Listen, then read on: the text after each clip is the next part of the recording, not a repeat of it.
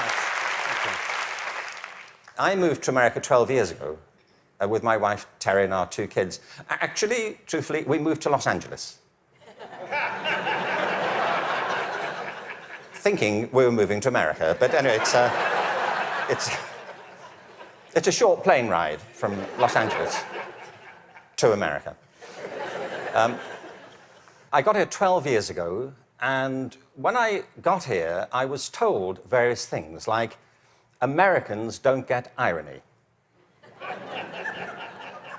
Have you come across this idea? It's not true. I've travelled the whole length and breadth of this country. I have found no evidence that Americans don't get irony. It's one of those cultural myths, like the British are reserved. I don't know why people think this. We've invaded every country we've encountered. I don't know. But it's not true Americans don't get irony, but I just want you to know that that's what people are saying about you behind your back. You know, when you leave living rooms in Europe, people say, thankfully, nobody was ironic in your presence. But I knew that Americans get irony when I came across that legislation, No Child Left Behind. Because whoever thought of that title gets irony. Don't they?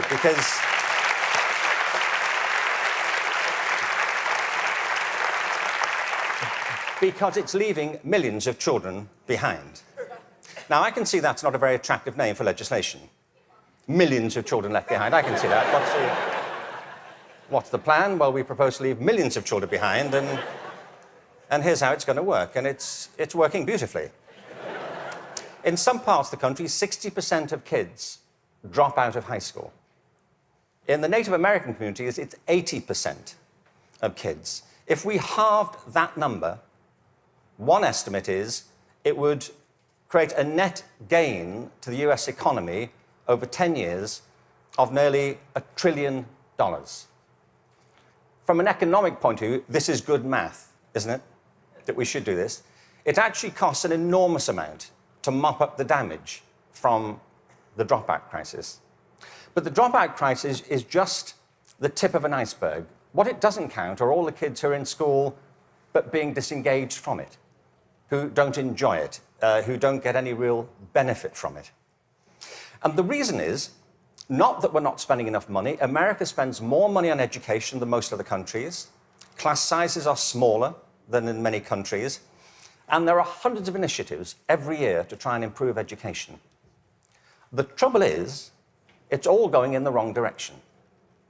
There are 3 principles on which human life flourishes, and they are contradicted by the culture of education under which most teachers have to labour and most students have to endure.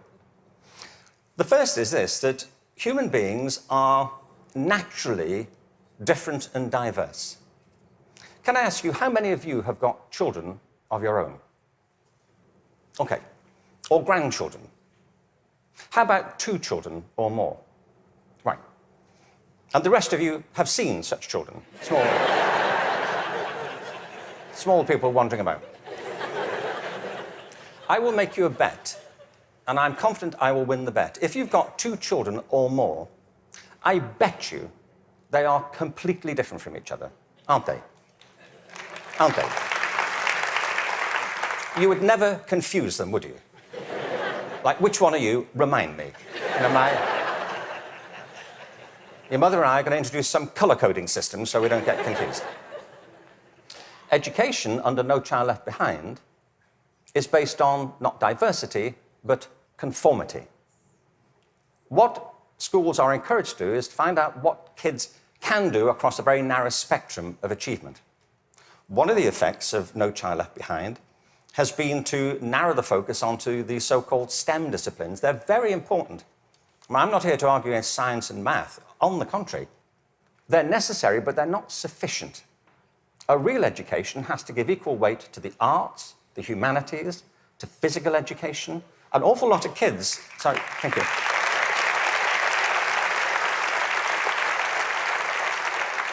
One estimate in America currently is that something like 10% of kids getting on that way are being diagnosed with various conditions under the broad title of attention deficit disorder, ADHD.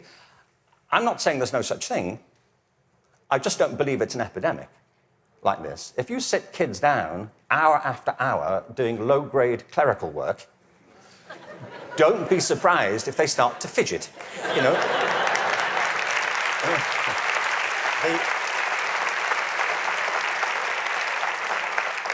Children are not, for the most part, suffering from a psychological condition. They're suffering from childhood, you know, and I know this because I spent my early life as a child. I went through the whole thing. And kids prosper best with a broad curriculum that celebrates their various talents, not just a small range of them. And by the way, the arts aren't just important because they improve math scores, they're important because they speak to parts of children's being which are otherwise untouched. The second... Thank you. The second principle that drives human life and flourishing is curiosity. If you can light the spark of curiosity in a child, they will learn without any further assistance very often. Children are natural learners. It's a real achievement to put that particular ability out or to stifle it. Curiosity is the kind of engine of achievement. Now, the reason I say this is because one of the effects of the current culture here, if I can say so, has been to deprofessionalize teachers. There is no system in the world or any school in the country that's better than its teachers. Teachers are the lifeblood of the success of schools. But teaching is a creative profession. Teaching properly conceived is not a delivery system. You know, you're not there just to pass on received information. Great teachers do that. But what great teachers also do is mentor, stimulate, provoke, engage. You see, in the end, education is about learning. If there's no learning going on, there's no education going on. And people can spend an awful lot of time discussing education without ever discussing learning. The whole point of education is to get people to learn. A friend of mine, an old friend, actually very old, he's dead. That's as old as it gets, I'm afraid. So, but a wonderful guy, he was. A wonderful philosopher. He used to talk about the difference between the task and achievement senses of verbs. You know, you can be engaged in the activity of something, but not really be achieving it. It's like dieting. It's a very good example, you know. There he is, he's dieting. Is he losing any weight? Not really. Teaching is a word like that. You can say, there's Deborah, she's in room 34, she's teaching. But if nobody's learning anything, she may be engaged in the task of teaching, but not actually fulfilling it. The role of a teacher is to facilitate learning. That's it. And part of the problem is, I think, that the culture of, the dominant culture of education has come to focus on not teaching and learning, but testing. Now, testing is important. Standardized tests have a place. But they should not be the dominant culture of education. They should be diagnostic. They should help. You know, if I go for a medical examination, I want some standardized tests. I do. You know, I want to know what my cholesterol level is compared to everybody else's on a standard scale. I don't want to be told on some scale my doctor invented in the car. You know, your cholesterol is what I call level orange. Really? Is that good? We don't know. But all that should support learning. It shouldn't obstruct it, which of course it often does. So in place of curiosity, what we have is a culture of compliance. Our children and teachers are encouraged to follow kind of routine algorithms rather than to excite that power of imagination and curiosity. And the third principle is this, that human life is inherently creative. It's why we all have different resumes. We create our lives, and we can recreate them as we go through them. It's the common currency of being a human being. It's why human culture is so interesting and diverse and dynamic. I mean, other animals may well have imaginations and creativity, but it's not so much in evidence, is it, as ours. I mean, you may have a dog. you know, and your dog may get depressed. You know, but it doesn't listen to Radiohead, does it? And, sit staring out the window with a bottle of Jack Daniels. And you say, would you like to come for a walk? He said, no, I'm fine. No. You go. I'll wait, I'll go. Yeah. But take pictures. We all create our own lives through this restless process of imagining alternatives and possibilities, and one of the roles of education is to awaken and develop these powers of creativity. Instead, what we have is a culture of standardisation. Now, it doesn't have to be that way. It really doesn't. Finland regularly comes out top in maths, science and reading. Now, we only know that's what they do well at because that's all that's being tested currently. That's one of the problems of the tests. They don't look for other things that matter just as much. The thing about work in Finland is this.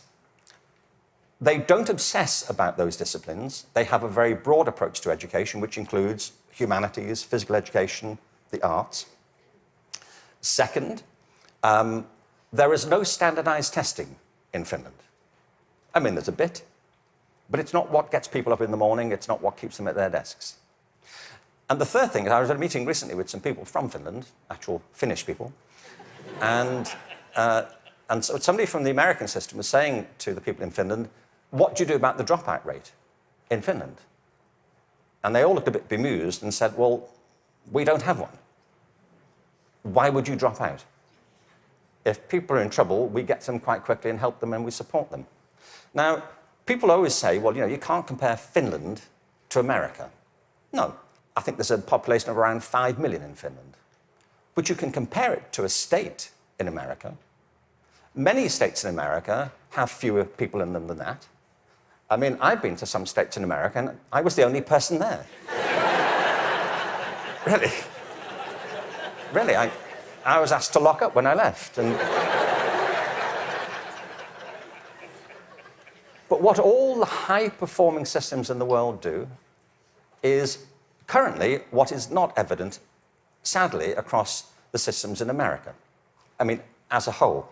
One is this. They individualize teaching and learning.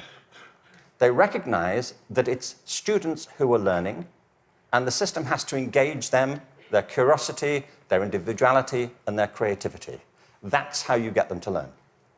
The second is that they attribute a very high status to the teaching profession.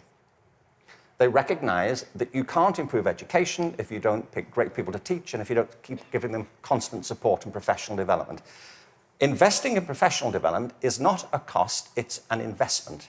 And every other country that's succeeding well knows that, whether it's Australia, Canada, South Korea, Singapore, Hong Kong, or Shanghai.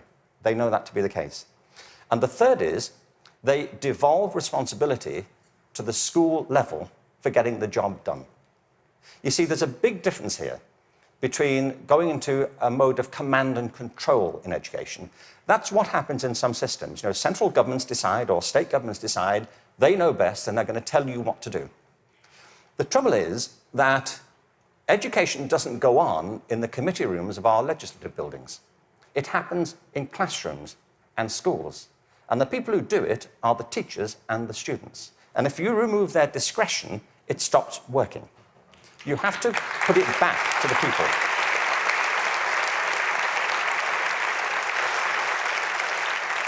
There is wonderful work happening in this country. But I have to say, it's happening in spite of the dominant culture of education, not because of it. It's like people are sailing into a headwind all the time.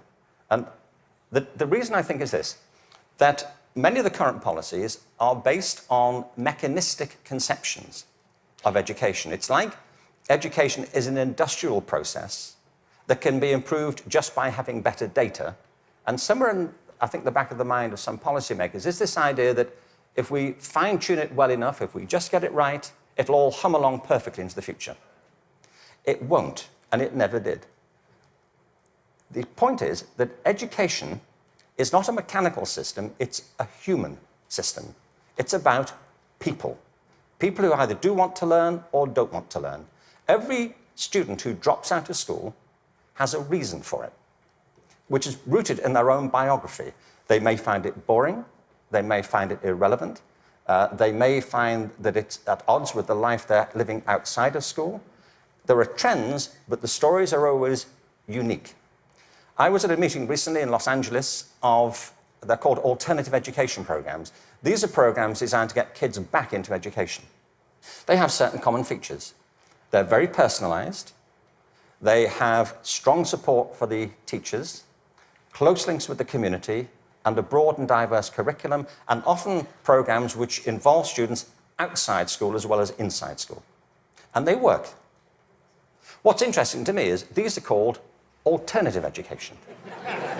You know? And all the evidence from around the world is if we all did that, there'd be no need for the alternative.